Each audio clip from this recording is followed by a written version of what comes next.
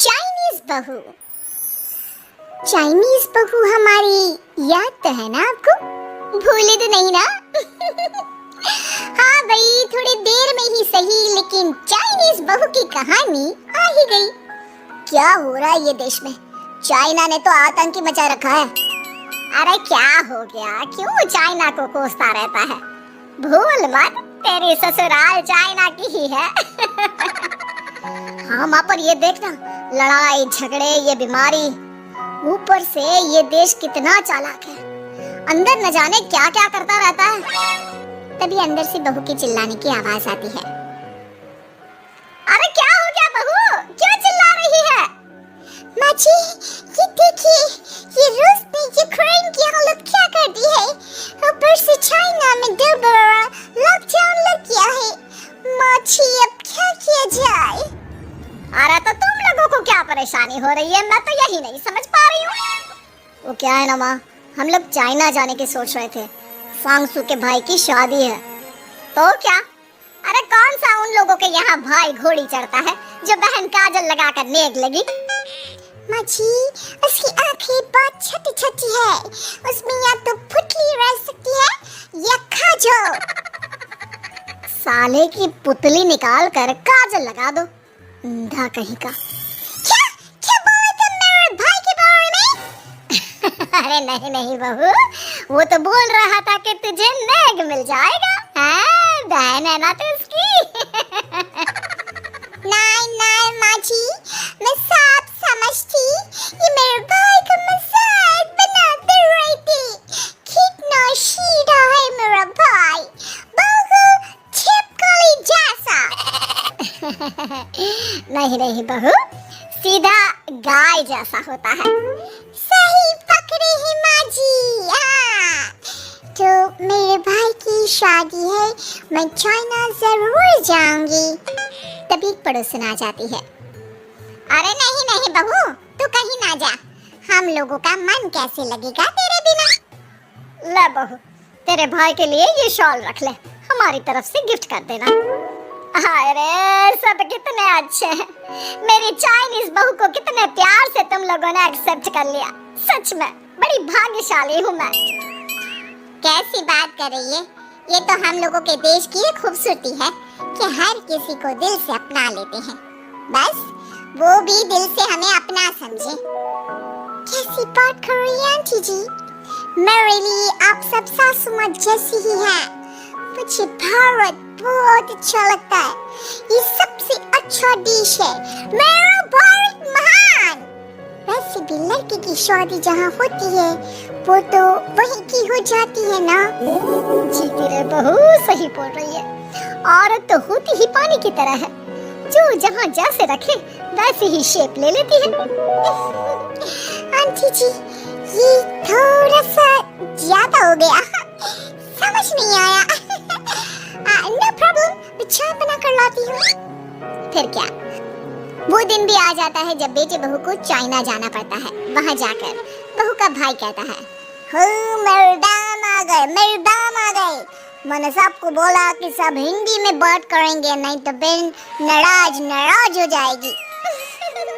Thanks boy, Hindi मेरी भाषा है। आप मुझे उसमें बात करना अच्छा लगता है। आपने जीजा जी से मिलो। ओ बहन, तुम अंदर चलो। सभी बहू को अंदर लेकर चले जाते हैं, लेकिन सांगसू का पति, वो तो बेचारा चाइना के ससुराल के आंगन में अकेला खड़ा रहता है। काफी देर तक जब कोई उसे नहीं पूछता तो वो माँ को घर पर फोन करता है। हाँ बेटा, पहुँच गए ना कुशल मंगल? हाँ माँ, लेकिन सांगसू पता नहीं कहाँ है। वो तो अंदर गई है, तब से बाहर आई ही नहीं। अरे कैसे बात कर रहा है? तो तू अंदर चला जा, तू बाहर क्यों है? अरे दामाद है तू वहाँ का, उन लोगों ने तुझे बिठाया, चाय पानी कुछ नहीं पूछा? नहीं ना माँ। तभी सामने से सांगसू आती है। आप अभी तक तैयार नहीं हुए और ये बैग लेकर क्यों कमरे से बाहर आए? इसे वहीं रख देती। कमरा? कौन सा कमरा? अरे कैसी बात कर रही हो? जब से तुम अंदर गई हो मैं बाहर ही तो खड़ा हूँ। बहू को बहुत हैरानी होती है और गुस्सा भी आता है। तभी उसका भाई और माँ आ जाते हैं। अरे सांगसू, अंदर खाना क्या है?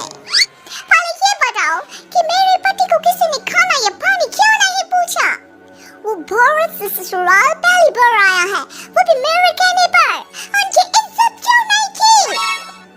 देख बेटी, तूने जबरदस्ती जिद में शादी की थी तो हम लोगों ने कर दी, लेकिन अब तुम ये सोचो, पूरी चाइना में मैं इस इंडियन को अपना दामाद बताऊं? So sorry। हाँ संगसु, और तुम भी चुप रहना, नहीं तो वो लोग मेरी शादी तोड़ देंगे। ओह, ऐसी बात है। कोई बात नहीं, मैं बाहर होटल में रह लेता हूँ, तुम वही करो जो ये लोग चाहते हैं। कैसी बात कर रहे हो?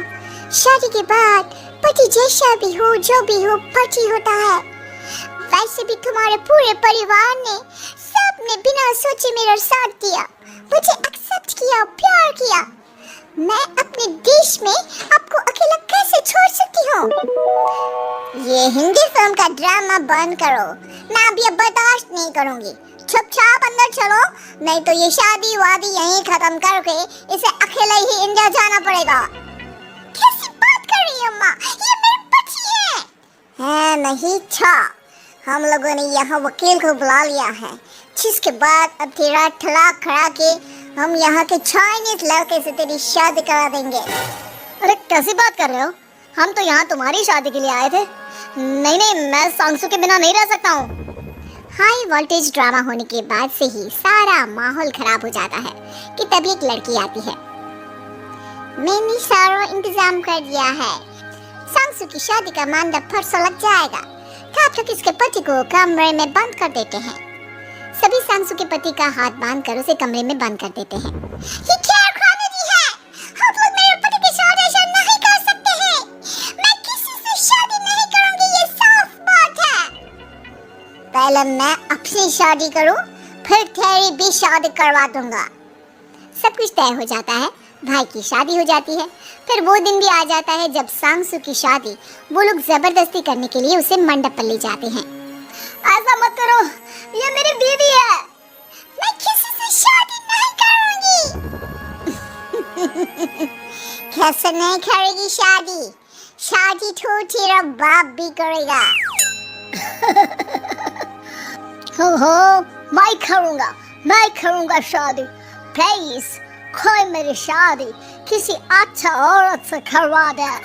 चुप, बिल्कुल चुप। फिर माँ सांसू और उसके पति से कहती है, तुम लोगों का बच्चा मेरी कैद में है।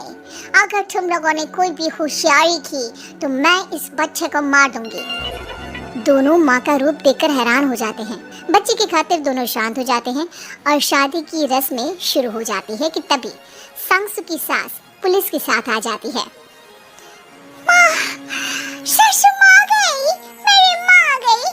माँ प्लीज हम लोगों को बचाकर वापस ले चलो। पुलिस सभी को गिरफ्तार कर लेती है। बेटी के बच्चे को मारने की धमकी तो कोई चुड़ैल ही दे सकती है। अरे तो ये चुड़ैल ही तो है। ये सही बोल रहे हैं, ये औरत किसी चुड़ैल से कम नहीं है। तभी उन लोगों का बच्चा भी आकर सांसू के गले लग जाता है। माँ, तू सही समय पर आ गई, लेकिन तुझे कैसे पता चला कि यहाँ ये सब हो रहा है? बेटा, ये चाइनीज लोग ना होते ही धोखेबाज है। इन लोगों पर मुझे भरोसा नहीं था, इसलिए मैंने तेरे फोन को हमेशा के लिए मेरे फोन से अटैच कर दिया था, जिससे तेरे आसपास होने वाली सारी बात मैं सुनती रहूं। उस दिन भी मेरी तेरी बात हो रही थी तो तेरा फोन ऑन था, मैं सब समझ गई थी। मुझे माफ कर दो। नहीं, बिल्कुल नहीं। चलिए माँ जी, इंडिया वापस चलते हैं।